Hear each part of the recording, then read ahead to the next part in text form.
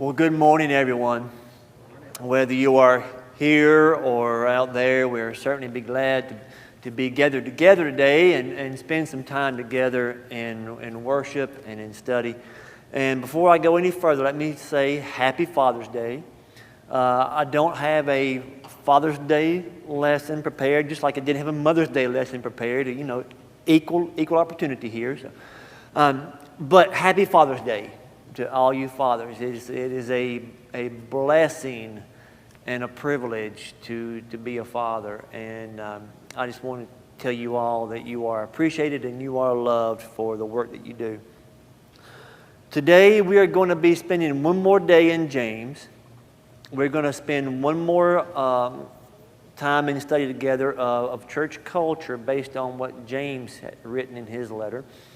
And so we're going to begin in James chapter 4. Actually, we're going to begin at the end of James 3, where we finished up last week.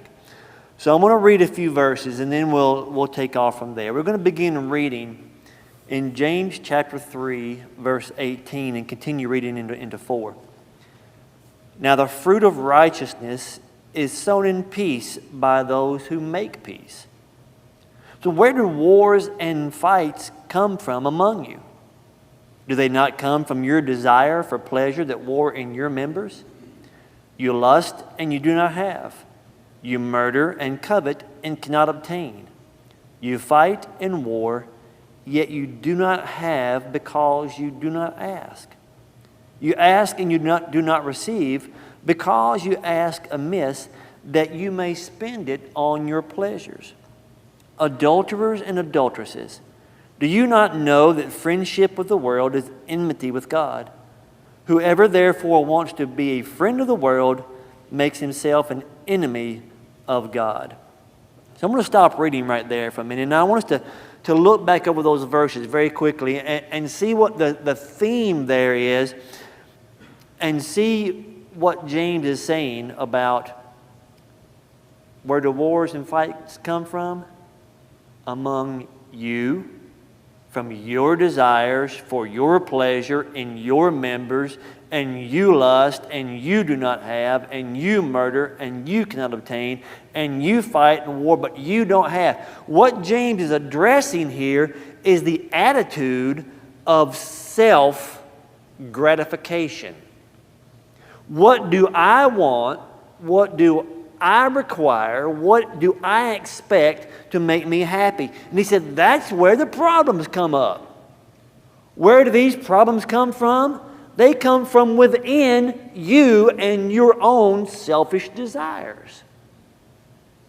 Now, if you know anything about postmodernism, which is pretty much the same thing as the humanist approach to life, that is, I am my own God, and what I want is my own law, and what I think and what I feel is my own religion.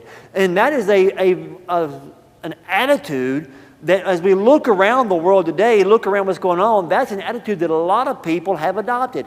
I want this, and so I'm going to get it. Matter of fact, Laura and I were watching TV the other night, and a commercial came on, and she commented because the announcer said, everyone deserves the iPhone 11. Well, how do they know what I deserve? They don't know anything about me, but they plant this seed in each of us that says, I deserve something. Just by being alive, that means I deserve or I'm entitled to something. And James says, folks, that is where the problems begin. That is the root source of the problems, when I feel like I'm going to get what I want. And so when we're looking at this whole idea of self, that gets in the way of our relationship with God, because when I elevate myself to this level, then that means God's got to clear out and give me room on my own pedestal. And there is nowhere in here, anywhere, that justifies that kind of attitude. that says, yes, you do deserve. You worship yourself. You raise yourself. You elevate yourself. It's just not here anywhere. Matter of fact, Jesus goes the complete opposite direction, and we'll go there in just a minute. But we're looking at what this idea of selfish versus selfless.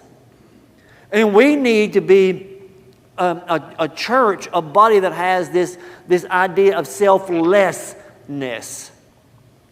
So I want to tell you a little story right quick. There was a family that moved into a town that had two churches, one on the west side, one on the east side.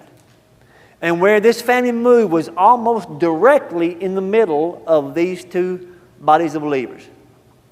Now the demographics were almost identical. The size was almost, they were almost identical in their identity, except they were on far opposite sides of town.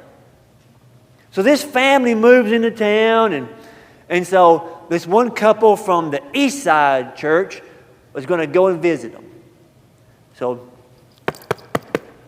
door opens. Hi, we're from the east side Church of Christ, and we wanted to come and welcome you to the community and visit with you a little while. Lady says, I'm so sorry, but right now my husband is in the basement with full of water. Our plumbing is broken.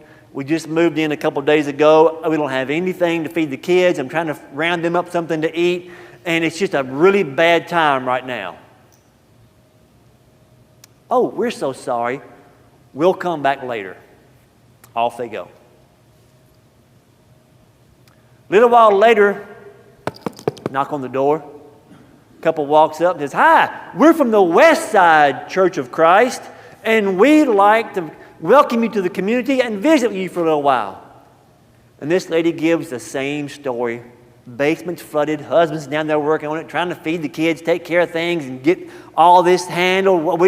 It's just a mess right now. And they say, oh, we're so sorry, we'll come back. And they leave. Well, about 20 minutes later, hi, we're from the West Side Church. We were just here a little while ago. The man is barefooted, and he has his pants legs rolled up, and he's got a toolbox. He says, put me to the basement.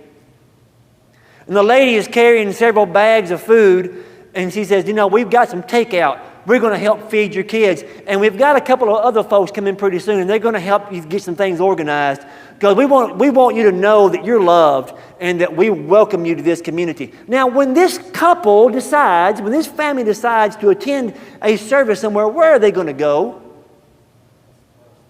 They're going to go to the West Side, because those people were selfless. They took time out of their day. They took money out of their pockets. They took care and concern for this family to help them in their time of need. Not just, oh, I'm sorry, y'all are in such a mess. We'll come back when we can just sit comfortably on your couch and visit with you. No, we're going to help you unpack your boxes. We're going to help you feed your kids. We're going to go down in that wet basement and help your husband fix those pipes. Y'all, that is selfless.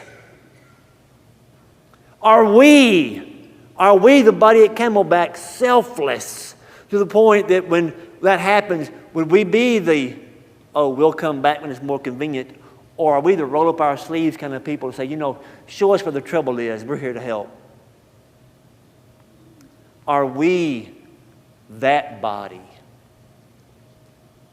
Jesus gave us a lot of instructions on how we should treat other people and how we should react to other people and how we should respond to their problems versus our problems, and how we should elevate Him and not ourselves. But let's face it, y'all, when in a world that says, you're number one, think about you, take care of you, do what's for you, enjoy what you... And matter of fact, there's a casino somewhere here that has a billboard that says, you do you. Because you know why? Because you're the most important person in your universe. You're the most important person around, so you do what makes you happy. Where if you look back at Matthew chapter 10, we find a very different approach to this in regard to what Jesus says about it. I'm going to begin reading in verse 37 of chapter 10. where Jesus says, he who loves his father or his mother more than me is not worthy of me. And he who loves his son or daughter more than me is not worthy of me. And he who does not take his cross and follow after me is not worthy of me. I'm just going to tell you what, folks, that hurts my heart because I cannot imagine loving anybody in this world more than I love my wife and my children. And I can't imagine being put in a position where I have to choose between loving God and loving Jesus and loving my family. But Jesus says, if you're not willing to leave them behind, if you don't love me more than you love them, you are not worthy of me. Do you hear that? Do you hear that message right there? Jesus says, I am number one. And if I am not, you are not worthy of me. I read that and I think, God, I'm unworthy. I'm unworthy. You know, I was sharing with somebody a couple of days ago. I watched a video that was Seeking Outlaw and Finding Jesus. It's about a man who was raised in a Muslim household, and he began studying with a Christian, and he began to realize, hey, I've got some things wrong here. And so his decision then was to convert to Christianity. And he said, but you know what I knew? He said, I knew if I did that my relationship with my parents would be over. He said, but I read and I studied and I prayed. And he said, I knew I had no choice but to put Jesus and my relationship with him over the relationship with my family. He said, I will never forget the day that I told my parents. He said, my father sobbed as if I had died. He said, my mother sobbed, and they pleaded with me and begged me not to do this. And he said, and for 6 years, we never spoke another word. For 6 years. He said, now after 6 years, he said, my father began to come around and accept the fact that I am now a Christian. But that the day I told him, he said, my father told me, he said, you are dead to me. You know, Jesus says, you've got to love me more than your people. I've got to be number one in your life. You've got to be selfless to the point that you are willing to give up everything for me. Matter of fact, if you look over in Matthew 19, Peter says, Lord, we have given up everything for you.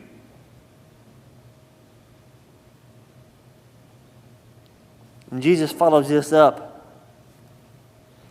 with verse 38, and he says, and he who does not take his cross and follow after me is not worthy of me.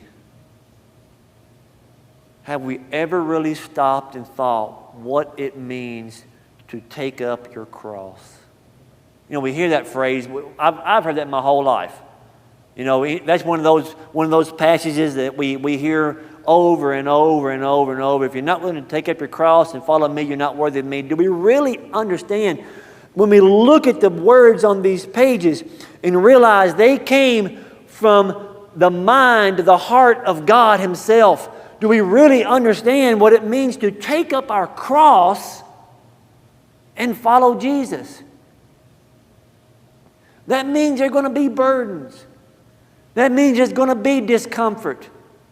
That means there's going to be all these things that go along with that. Are we willing to give up all of our desires and endure the cross for Jesus?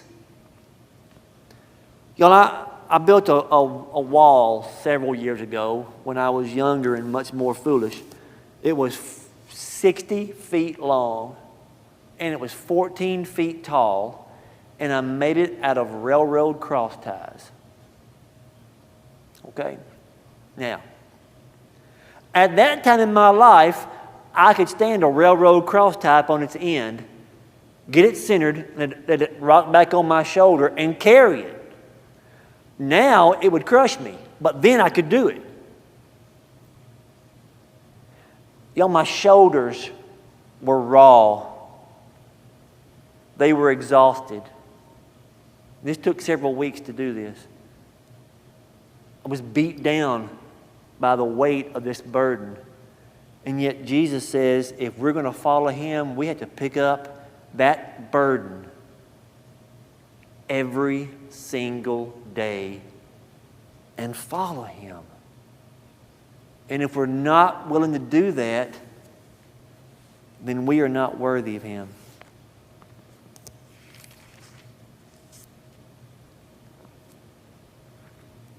So where do wars and fights come from? They come for your own desires. Because we lust and we don't have, we murder and covet and we can't obtain, we fight and we war and we don't have because we don't ask, and we ask but we don't ask correctly, and we don't get it because we want to spend it on our own pleasures. Y'all, right here, James might as well just take a club and beat me in the head with it, because that's what it feels like when I read this.